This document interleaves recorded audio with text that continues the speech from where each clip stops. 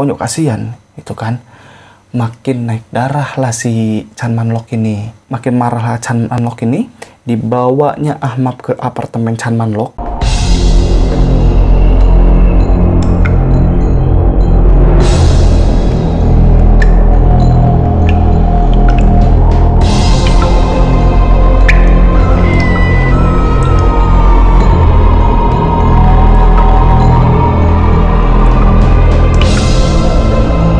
Hai guys, welcome to N-World. Apa kabar semuanya? Semoga baik-baik aja. Udah lihat video gue yang kemarin? Dan tentang dibalik imutnya Hello Kitty? Buat yang belum nonton, silahkan nonton dulu. Nanti gue taruh linknya di kolom deskripsi box. Nggak ada hubungannya sama sekali sih sama video kali ini. Cuman itu bisa menjadi pembuka untuk kalian bahwa nggak semuanya yang imut itu akan selamanya imut juga. Dan di video kita yang satu ini masih akan ngebahas tentang Hello Kitty. Dan kali ini tentang sebuah kasus pembunuhan. Dan bagi kalian yang agak sensitif dengan kekerasan atau sadistik, silahkan close video ini. Takutnya kalian kenapa-napa pula. Mau tahu seperti apa kasusnya? Klik like dan subscribe-nya dulu. Udah? Ok. Ohem. Okte. Wis. N-World.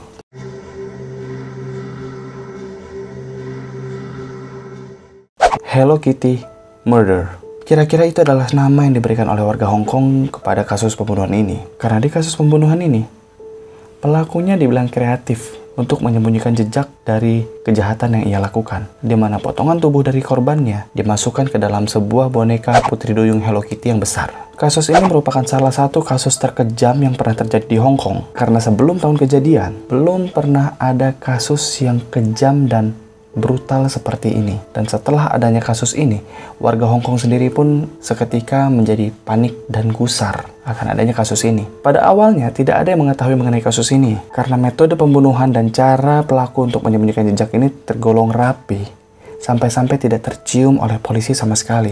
Sampai pada akhirnya di suatu ketika di tahun 1999 ada seorang gadis berusia sekitar 13-14 tahun gitu datang tiba-tiba ke kantor polisi untuk melaporkan kasus ini. Nama gadis ini nggak disebutin siapa namanya. Ya, kita sebut aja Mawar lah ya. Biasanya sih saya karena coba-coba ya mas ya. Biasanya saya campurin tepung tapioka, lalu saya campurin tepung semen. Dan alasan untuk si Mawar ini melaporkan ke polisi ini agak mistis. Karena dia merasa dihantui oleh arwah sang korban, yang mana sang korban ini dibunuh oleh pacarnya yang merupakan salah satu dari kumpulan orang yang menyiksanya. Korban dari pembunuhan ini bernama Fan Manyi, yang kala itu berusia 23 tahun, atau akrab dipanggil Ahmad. Dan juga ada yang bilang kalau Ahmad ini bekerja di salah satu klub malam sebagai PSK. Tapi di beberapa artikel lain menyebutkan kalau Ahmad ini justru adalah seorang pemilik dari klub malam tersebut. Ya berarti kita sebut Ahmad aja ya, biar gampang. Nah, Ahmad ini bertemu dengan salah satu calon pembunuhnya yang bernama Chan Man-lok pada tahun 1997.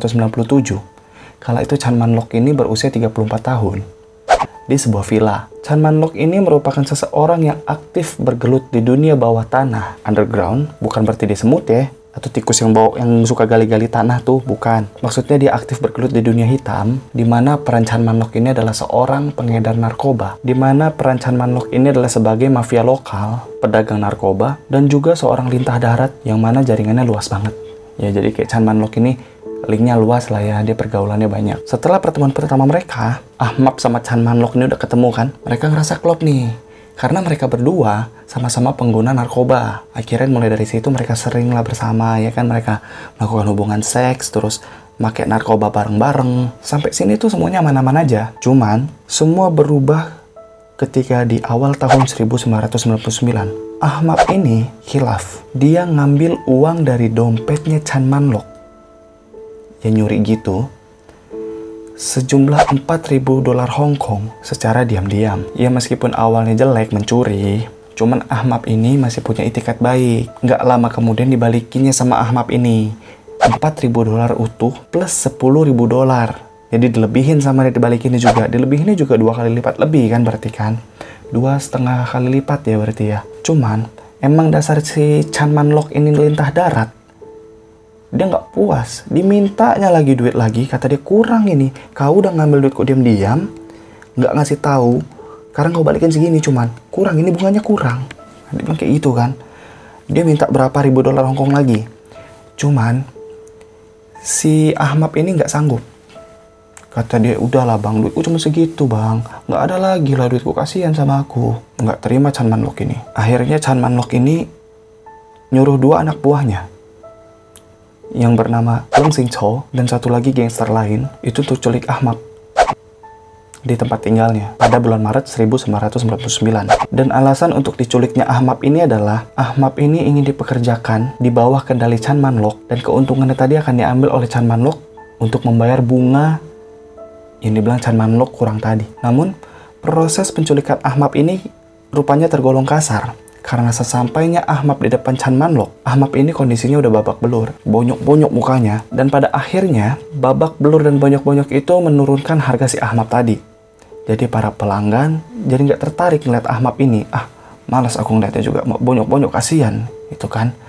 Makin naik darah lah si Chan Man-lok ini, makin marah lah Chan Man-lok ini. Dibawanya Ahmad ke apartemen Chan Man-lok yang berada di Granville Road, Tsim Sha Tsui, Hong Kong. Dan dari sini mimpi buruk pun dimulai.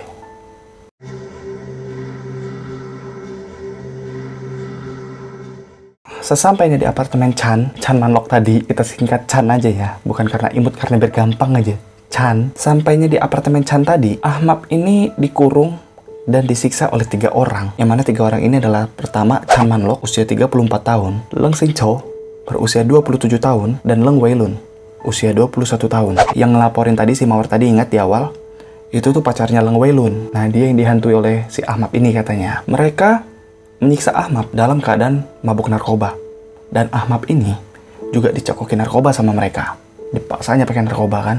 Jadi mereka yang nyiksa Fly, yang disiksa juga nge-Fly, dan seluruh alat penyiksaan yang digunakan untuk menyiksa Ahmad itu diambil dari dapur apartemen si Chan ini.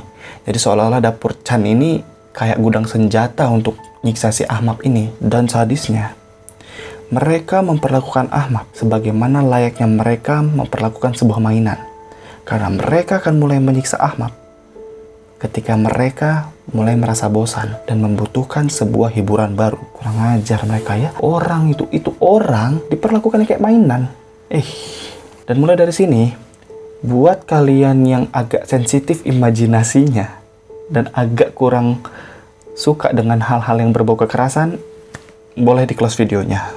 Karena mulai dari sini, gue akan ngebahas tentang bagaimana mereka menyiksa Ahmad. Yang mana gue sendiri sebenarnya agak nyilu buat bacanya. Penyiksaan yang dilakukan kepada Ahmad antara lain adalah 1, kalian tahu sedotan plastik. Sedotan plastik ini dibakar sama dia. Kalau udah dibakar kan meleleh kan, ujungnya panas kan. Itu disundutnya ke kulit Ahmad. Kurang ajar emang. Belum puas itu.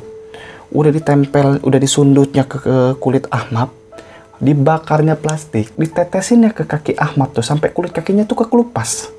Belum sampai situ, lukanya dikasih saus cabe, mukanya disemprotnya pakai saus tiram.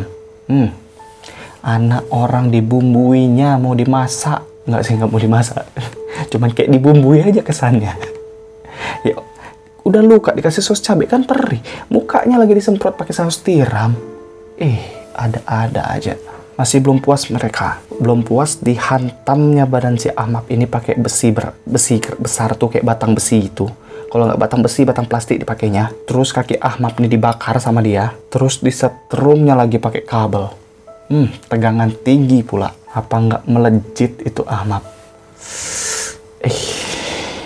Dan lebih parahnya lagi, lebih kurang ajarnya lagi. Enak aku mau ngomongnya. Ahmad ini disuruh makan kotoran sama minum air urin dari pelakunya tadi. Kurang ajarnya mereka. Astaga.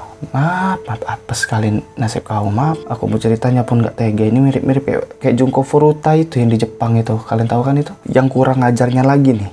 Biasa kalau di TV-TV kan kalau kita lihat itu kan para penyiksa itu kalau lagi nggak nyiksa korbannya itu kan kalau paling disuruh tiduran atau duduk dalam kondisi terikat kan. Nah kalau Ahmad ini beda perlakuannya. Dia digantung cuy. Digantungnya dikait besi, ditaruh di yang gantung di atas langit-langit tuh digantung. Kayak gantung daging lah, kayak gitu. Kurang ajar ya. Kalian pernah tengok kan kalau daging di pasar tuh kan digantung pakai besi gitu kan. Nah kayak gitu digantungnya sama dia. Dan kalau kalian mau tahu motivasi mereka untuk melakukan penyiksaan itu apa? Nggak ada. Mereka melakukan penyiksaan itu Cuma buat senang-senang aja. Cuma buat muas-muasin hasrat mereka aja. Kurang ajar emang. Dan parahnya lagi, saat disiksa, Ahmad ini harus menunjukkan ekspresi senang. Bahkan harus tertawa. Kalau sampai sedikit pun Ahmad menunjukkan ekspresi kesakitan, makin kencangnya dihantam sama mereka. Dan pada saat kejadian, si Mawar nih ada. Karena mereka bertiga kan ada Leng Weilun tadi kan. Nah, Mawar ini nih pacarnya Leng Weilun ada di situ. Dan Mawar ini nggak benci sebenarnya sama Ahmad. Dia mungkin takut kali ya sama teman-teman Leng Weilun ini ya. Oonnya Mawar ini, dia nih ikutan cuy. Dia nih ikutan, kadang-kadang ikut buat nyiksa si Ahmad ini. Kenapa? Dia kepo. Dia pengen tahu gimana rasanya kalau nyiksa orang tuh kayak apa rasanya gitu loh. Kalau Junko Furuta disiksa selama 40 hari. Kalau nggak salah. Kalau salah boleh dibetulin di komen. Kalau Ahmad ini lebih singkat. Hanya sebulan. Dan penderitaan Ahmad terhenti di mana tiba-tiba si Mawar ini pas bangun pagi menemukan Ahmad sudah kondisi tidak bernyawa. Panik lah dia kan. Panik dia kasih tahu pacarnya kasih tahu Chan Manlok, dan Chan Manlok nih langsung muter otak dia buat nyari cara buat nutupin jejak dari kematian Ahmad ini. Gimana caranya? Sekali lagi buat kalian yang rada mual dan rada jijik dengan hal-hal yang seperti ini, ya kalian boleh close video ini. Karena buat gue ini tergolong sadis, bener-bener nggak manusiawi. Chan akhirnya memutuskan untuk melenyapkan mayat Ahmad, bukan dengan cara dikubur ataupun dengan cara dibakar, tapi Ahmad ini dipotong-potongnya pakai gergaji kayu, dikulitin sampai dagingnya kelupas, jadi tinggal tulangnya aja. Dan beberapa organ dalam dari Ahmad ini dan kepalanya direbus sampai tidak ada baunya lagi. Kurang ajar kan, mereka benar-benar dimasak anak itu. Aduh, Ahmad kasihan diri Muna. Dan bagian tubuh lainnya itu dibuang entah kemana. Dan kepalanya ini kan udah direbus kan sama dia kan, berarti gampang untuk ngulitinnya kan. Dikulitinnya lagi, tengkoraknya dimasukin sama dia ke boneka Hello Kitty, yang boneka Hello Kitty-nya itu berbentuk putri duyung besar gitu. Nah, dari sinilah disebutnya Hello Kitty Murder. Baik ding aku.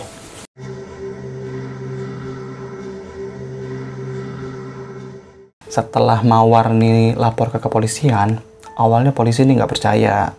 Kayak, ya elah bocah 13-14 tahun ngelaporin apa sih, paling halu gitu kan. Cuman akhirnya Mawar berhasil meyakinkan kepolisian, dan kepolisian pun langsung mengecek ke TKP untuk melakukan penyelidikan. Polisi yang melakukan penyelidikan berhasil menemukan beberapa potongan tubuh Ahmad, namun tidak lengkap. Hanya beberapa potongan tubuh dan tengkorak Ahmad yang dimasukkan di boneka Hello Kitty tadi. Dan di dalam boneka Hello Kitty tadi, selain tengkorak, juga dimasukkan beberapa organ dalam Ahmad yang sudah direbus tadi. Dan bagian tubuh lain yang dibuang itu tidak berhasil ditemukan oleh petugas. Nah, di sini yang bikin kesal nih. Karena kurangnya temuan barang bukti yang berupa potongan tubuh Ahmad, kepolisian ini jadi sulit untuk menentukan penyebab dari kematian Ahmad ini. Apa benar Ahmad ini mati karena disiksa oleh mereka, atau Ahmad ini mati karena overdosis dari narkoba? Ingat kan?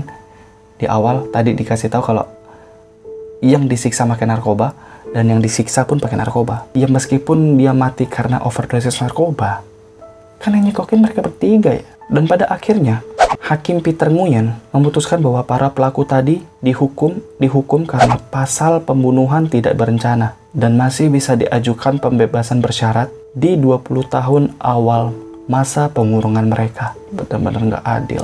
Aku kalau jadi hakim udah aja kurung seumur hidup biar disiksa deh sama tahanan yang lain. Kurang ajar emang mereka nih bertiga. Oke guys, itu kasusnya. Pelajaran sedikit buat kita, jangan gampang ngambil barang orang. Ini buat kalian yang suka-suka nyelot makanan orang, atau ya makanan nggak masalah sih ya.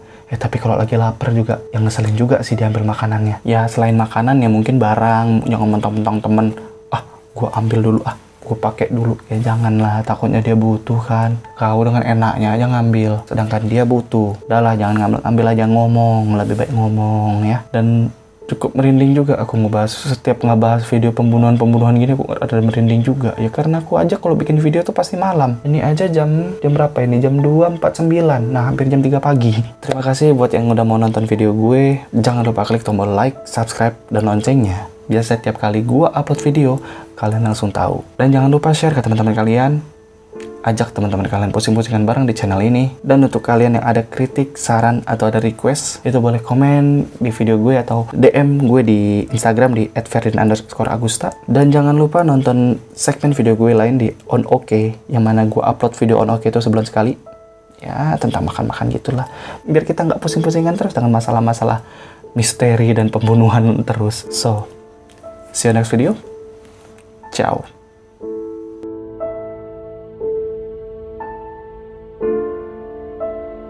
Kira-kira ribet kali kamu ngomong.